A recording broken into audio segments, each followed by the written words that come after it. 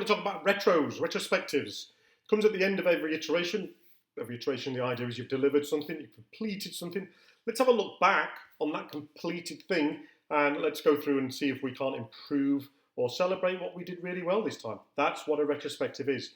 Now, there are a number of different ways of doing retrospectives. This is my approach to doing retrospectives. And I have done all those different ways, and particularly in the office, we try and do different things. And I'm going to bring up a big blank canvas. It really is a blank canvas. How you want to operate your retrospective is up to you, but you've got to try and get the following things. You've got to try and get everyone to talk and contribute. That's how you're going to get improvements. You've got to really touch on all the topics which might make the team better or more efficient the next sprint. That's what we're really trying to do. We're really trying to make sure that everyone gets to talk about the topics which are most important. So you can often have a retrospective if you just go, oh, well, we're just going to be free and we're just going to have a blank canvas and everyone can put on, we'll talk about whatever. Well, not only will not everyone contribute, but you'll end up talking about the wrong things, I can guarantee you. It doesn't have to be actionable, but if you do get actions, make sure you put them in. And the idea is that the whole team leaves with a sense of unity and that they're all getting a chance to contribute to the process. That's really, really important. If you get all of that going, you tend to find that the actions part sort of sorts itself out. Everyone should be leaving with the action. We don't really want to be creating actions, and I'll talk about that when I jump into one of the tools. Now, I'm going to jump in and do a lot of this through the Azure Boards tool. It's got a really good way of just facilitating. Now, if you don't use Azure Boards, just watch the Azure Boards one anyway and see how I facilitate a retro when I've done it. And I've done thousands. And I don't think that's too much of an exaggeration. Maybe thousands would be too many. I've definitely done many, many, many hundreds of retrospectives. And I've definitely operated teams and led teams to really improve and really to self-improve. You have a little bit of leadership there, but it's really about the teams owning that improvement backlog. So first of all, let me just touch on Jira and I'll ask you. So I've been using Jira for a number of years. I've implemented it at a couple of organisations. So I couldn't find, I've never done retrospectives in there. I've used Fun Retro, I've used a lot of other tools. These guys are actually advocating, I've been onto their website, advocating other tools. The middle one's Confluence, which belongs to those guys. Over there, Trello and Zoom, and just post-it notes on the board. They're not really putting that into the tool. Now, I've got colleagues who would say, yeah, because using a tool, suppresses people's ideas. Well, I don't think that's true necessarily.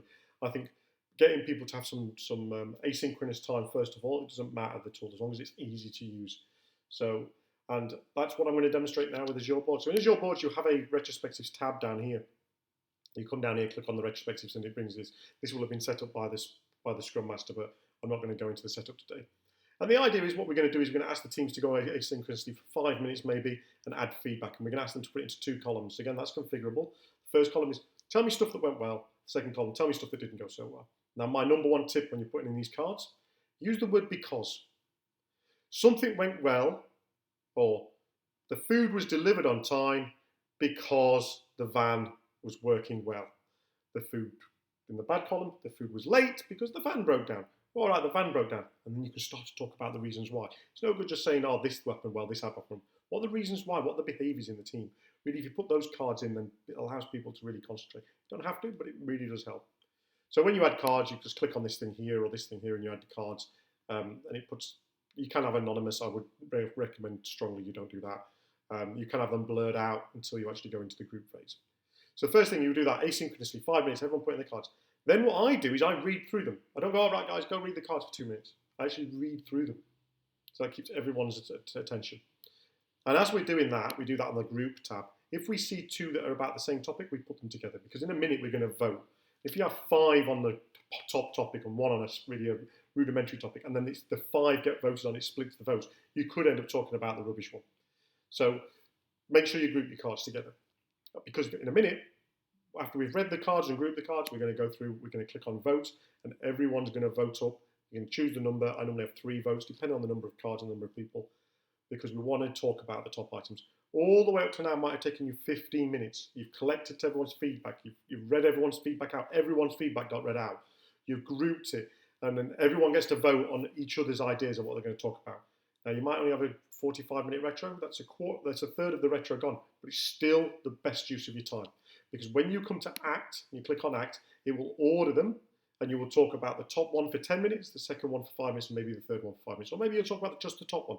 Really depends on the mix you've got there.